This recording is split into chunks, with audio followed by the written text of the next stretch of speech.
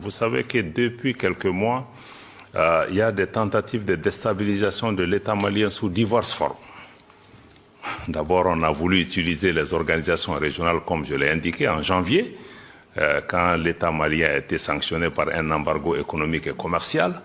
Beaucoup avaient à l'esprit de faire tomber le gouvernement.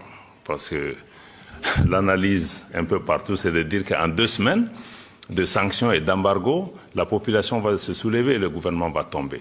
Ça ne s'est pas réalisé. Après ça, je crois qu'il y a eu plusieurs tentatives.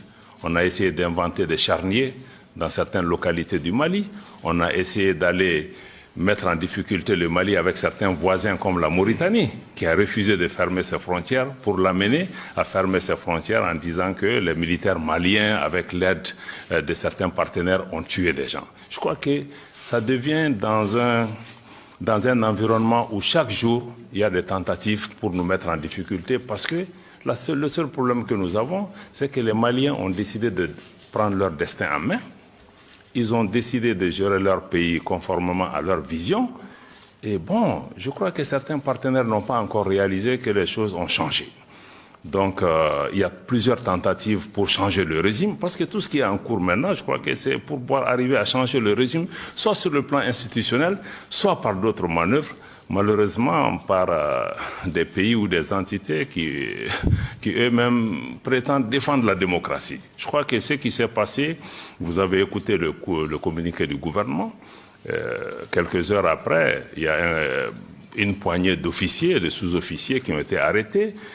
Une enquête a été ouverte, des auditions sont en cours et les éléments tendent à faire comprendre qu'il y a une puissance étrangère qui a soutenu cette opération. Mais attendons les résultats de cela. Mais nous ne sommes pas du tout surpris par rapport à cela, parce que je suis certain que ce soit ce coup-ci ou d'autres, il y a plusieurs formes de déstabilisation qui sont en cours. Mais pour nous, le plus important, c'est le soutien du peuple malien. Malgré les sanctions, les Maliens restent unis, les Maliens restent calmes et les Maliens partagent aujourd'hui la vision des autorités qui est celle de l'autonomie de notre pays, celle de la souveraineté de notre pays et celle de notre capacité à pouvoir défendre notre intégrité territoriale. Mais le Mali reste ouvert à tous les partenaires qui respectent ces principes. Nous ne sommes pas fermés aux différents partenariats.